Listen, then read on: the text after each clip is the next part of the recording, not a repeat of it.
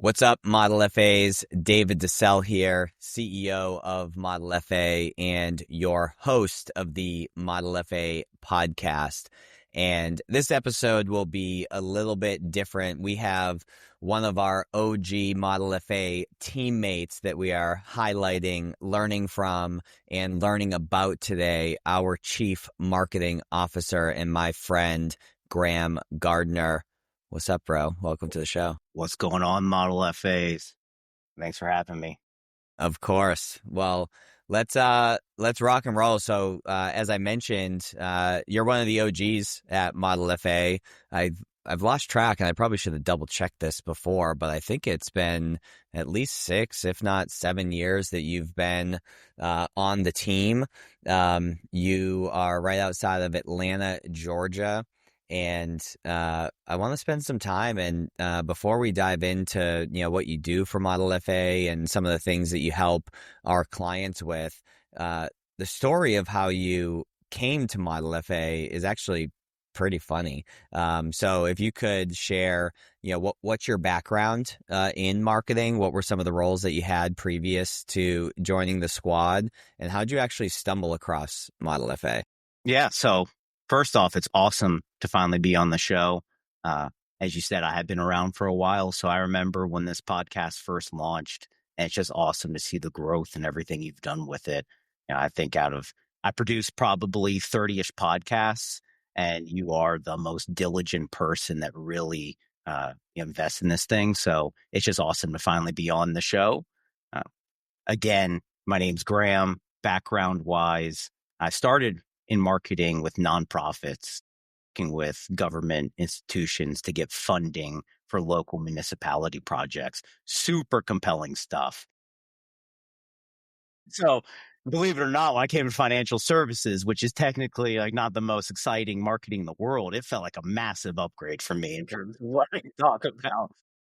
In between those two things, I did work in the software world for about 6 years as a reseller of things like Monday.com, HubSpot, Salesforce. So my marketing background's always been a little bit of mix of implementation of marketing, creation of marketing, and then the systems and processes that need to empower and make that something that's sustainable.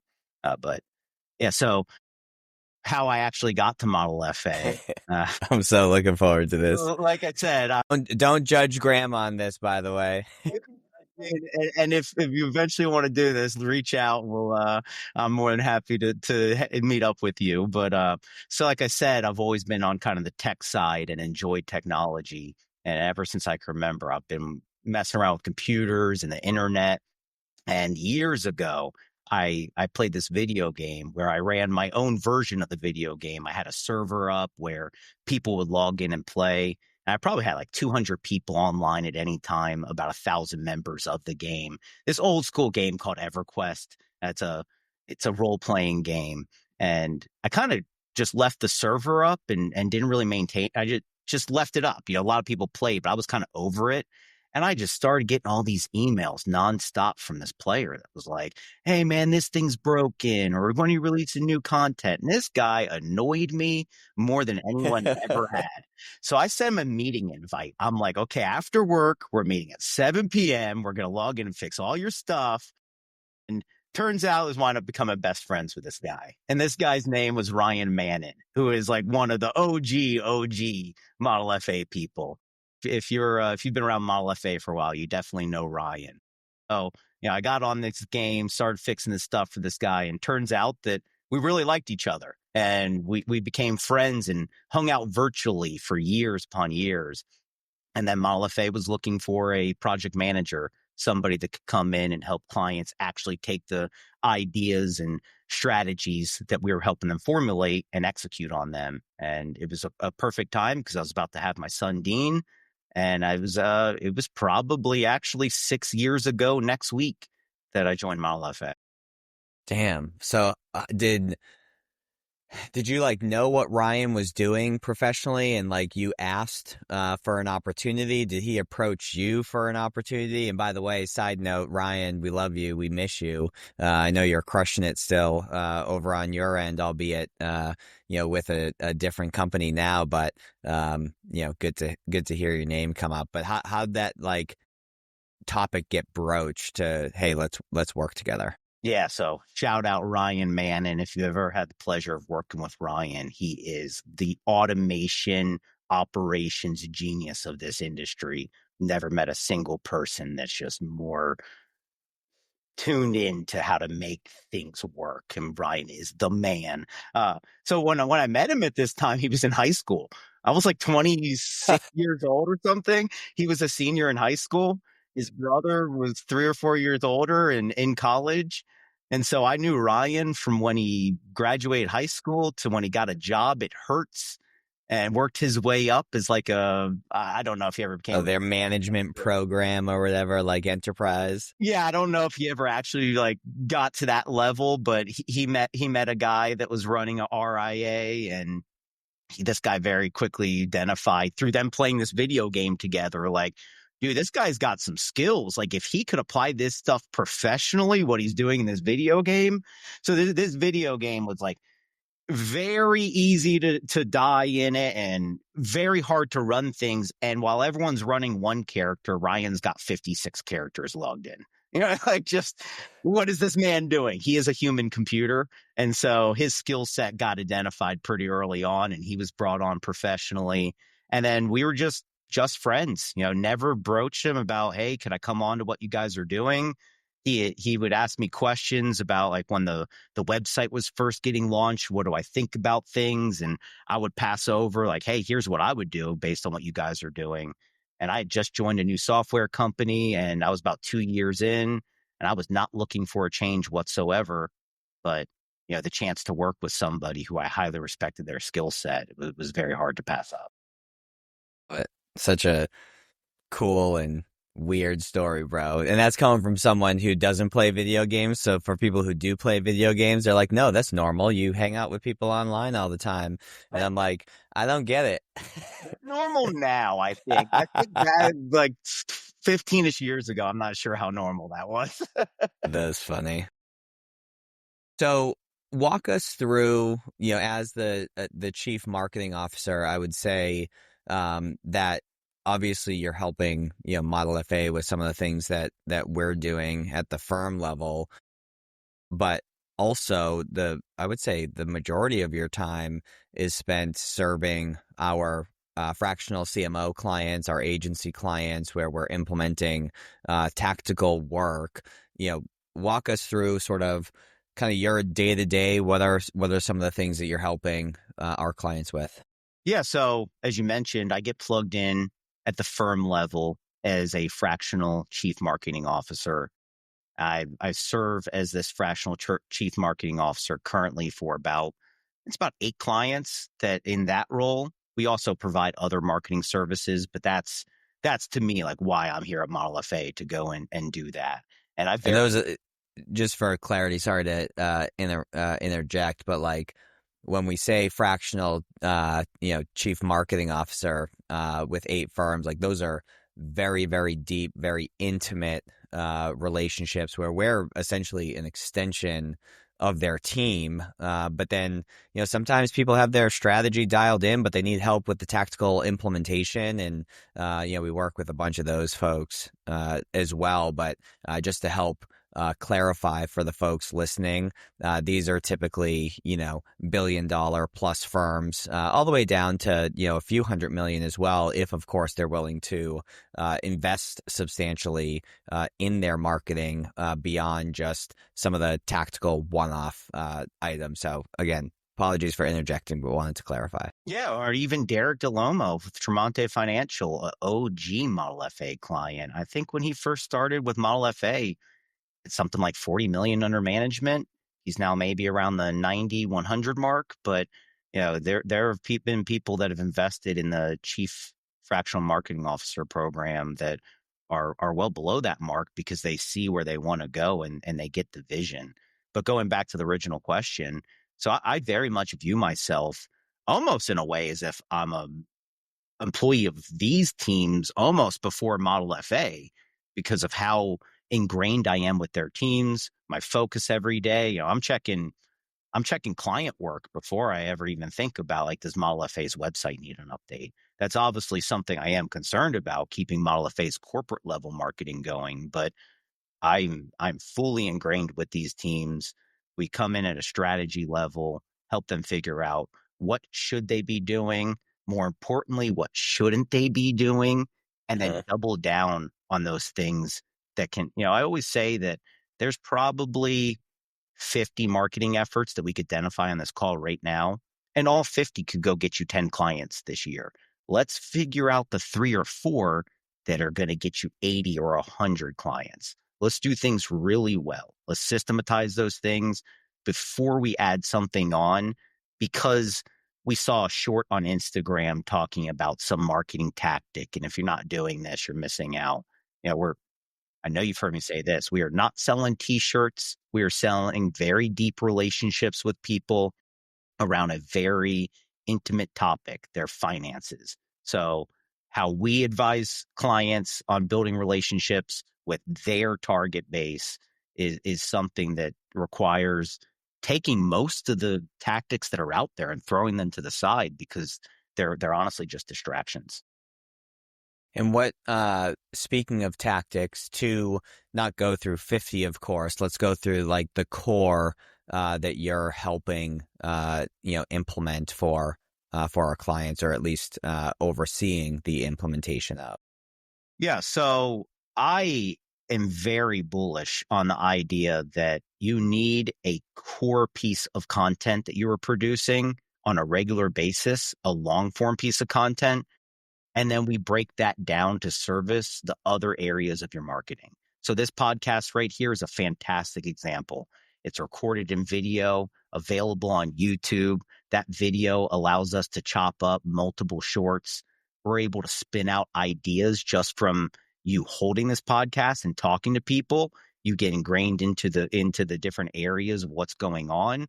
But more importantly, you're able to start building a persona. You're able to start branding yourself out there. So I very much believe that whatever you're doing today, you should find one long form piece of content that you believe in, that you have enough passion to consistently do, and start just doing it as much as you can. From there, the very obvious things will start pointing themselves out that you need. Hey, I've been doing a podcast. We're getting views, but nobody's reaching out for a meeting. Okay, well, we have the top of the funnel there with the podcast. You want the meeting at the bottom of the funnel. We need to start building this middle of the funnel. That's going to include things like lead magnet downloads. If they download a lead magnet, we need to stay in front of them via emails. So it's like logically connecting all those dots. I should have prepared it today, but I have a very confusing graphic that I love to share with prospects that everybody's eyes go sideways, even mine when you look at it. But it's to show the complexity of marketing and how intertwined all these touch points are. There's a number that constantly gets thrown out, and you'll see a range of this number, but it takes somewhere between 18 to 30 touch points from a cold prospect first, having their very first interaction with you, all the way to when they're willing to book a meeting with you. So we need to make sure that the tactics that we're implementing help advance that relationship through those touch points. If you're investing your time in something that isn't one of those touch points, you're essentially just doing marketing for the sake of feeling better and say, well, yeah, we're on TikTok Shop, or like whatever thing you saw on a short saying you need to be doing this to get clients today. Well, it's always funny too when I'm chatting with prospects of ours, and they ask, what's the best marketing tactic, like what's going to generate leads, and I'll share an example with them and say, okay, well, let's say you have a podcast. Let's say you chop that up into short form content. Let's say you turn that podcast into a blog. Let's say you have a lead magnet, you have an email campaign, you have a great website, because we do website development as well. And let's say, hypothetically, a client of yours refers someone to you, doesn't introduce you, but they refer someone to you. Maybe they share a podcast or a short form piece of content and they consume that, they like it. So then they go to their website. Maybe they download a lead magnet. They end up in the email funnel. They listen to another podcast or watch another video. And then finally that client introduces them, or they reach out to the advisor proactively. It's like, what gets the credit? It's the marketing strategy. It's everything that's going on. So oftentimes people are looking for that silver bullet. And I guess I'll stay on the bullet reference. You need all the calibers because you never know what you're gonna need and what's gonna resonate with someone. And it's just always interesting to me when someone, is looking for like that one thing. It's like, no. It's all of it, right? Everything needs to be symbiotic. Yeah, I believe you need all of it. And I believe that the stuff that I provide for clients almost is the ancillary to the silver bullet that you provide. I really do think that if you just say, hey, I don't truly care about the marketing whatsoever, I want leads today. The only way to do that in our industry are through the things you coach on, referrals and the headliner marketing. Other than that, if you just want, hey, I want 10 leads this month, you go buy them.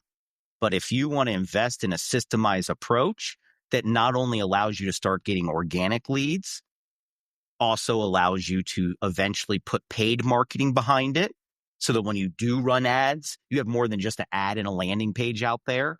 And then most importantly, so that you have the authority when either that person from the headliner list or that person from your referral sequence comes and finally researches you on your own, you look freaking legit. You've got a nice website.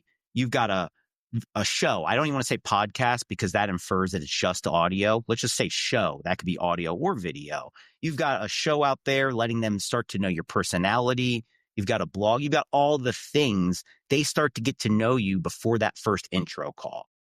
Mm-hmm. Before we start to wrap up, share, because I know you work with some other industries outside of Model FA that you're passionate about, that you do alongside all the work that you do for Model FA and Model FA clients.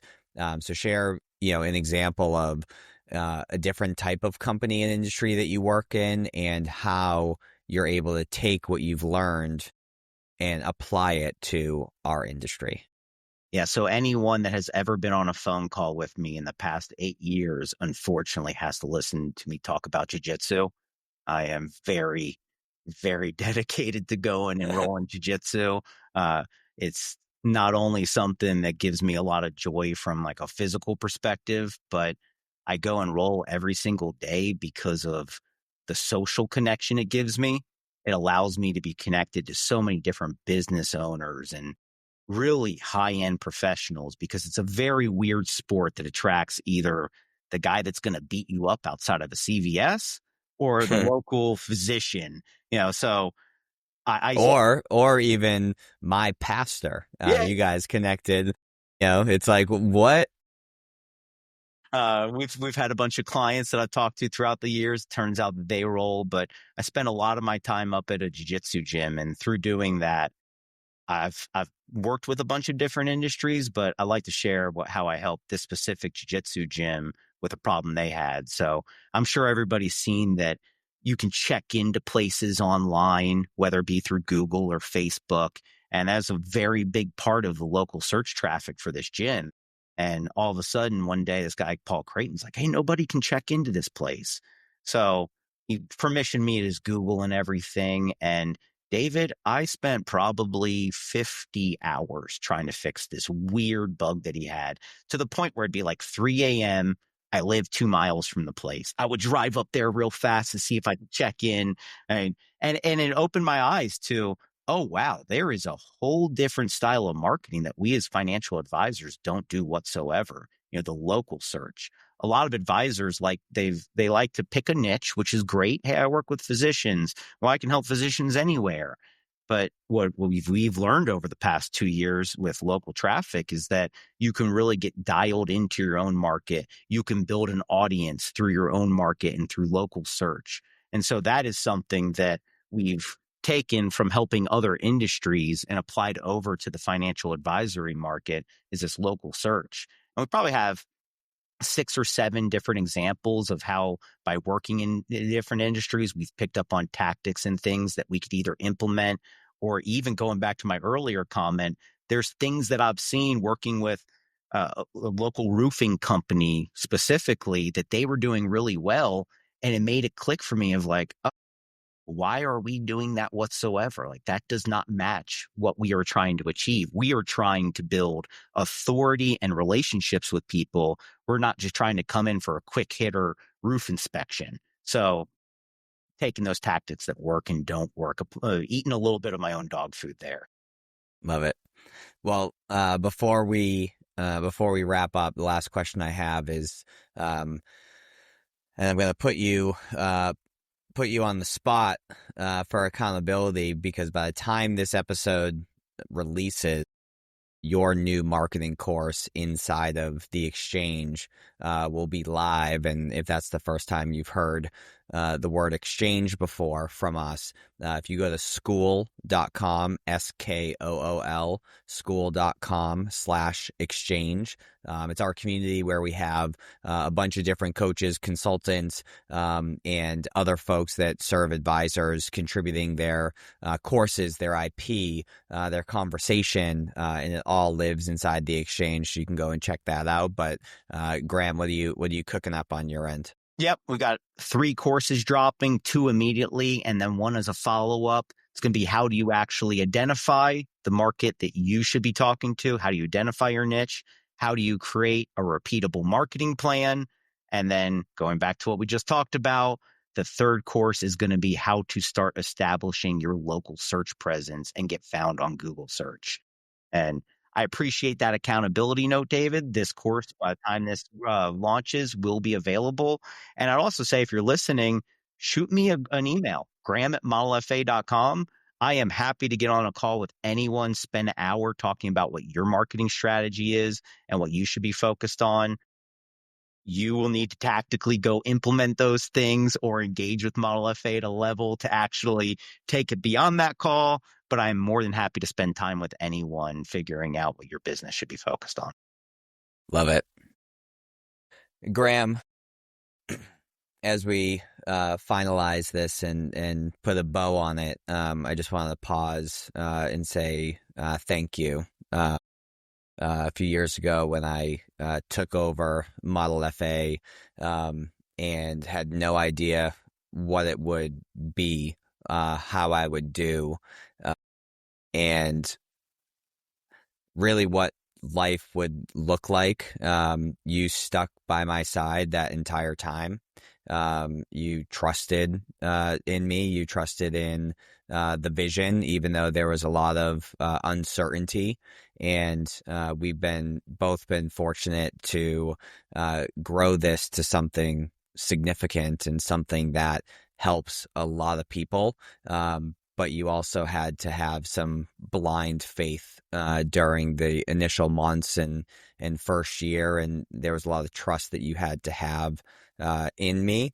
And you stuck by my side every step along the way, and that's just something that I'm extremely grateful for. And you've over that time period have transitioned from being a teammate to a brother and a very good friend, and that's something I really appreciate. Well, I'm saying this as my skin's tingling, because I honestly believe this. I was telling Jen last night, my wife Jennifer, you've not only been a great person to work with, there's no person in this world getting choked up. No person in this world. Well, after this podcast, we're both going to take an estrogen blocker so we can. Oh, no, I just worked it too much this morning, so the testosterone's crashing. No, there's no person that has invested more in me than David DeCelle, not only as a friend, but as somebody that did not need to empower me. I am further along in life than I think I could have achieved on my own without you. And if there's anyone out there that's looking for somebody to hold them accountable and to help them achieve everything that they know they're capable of achieving, yet they just seem to get in their own way, talk to David, because that's always been me. I'm great at helping clients achieve what they want. I use all my energy on that. And then I have consistently kind of just not held myself to the accountability standards. And David holds me more accountable than anyone in this world. Uh, I am so grateful that you've allowed me to come along for the ride. I have no plans on ever getting off the ride. Not saying that we always see eye to eye, and that's probably a proof of where our relationship is at, is that we've been able to have tough conversations and we walk away from it like, cool, have a great weekend, dog. Like no hard feelings at all. So you are the man. Appreciate it. Well, we're going to go get some tissues and estrogen blockers, and we'll be doing some push-ups and jujitsu and getting our act back together now that we've gotten that out of our systems. But hopefully you can tell in our voices and our eyes that was a sincere moment. But anywho, thank you for listening to the show.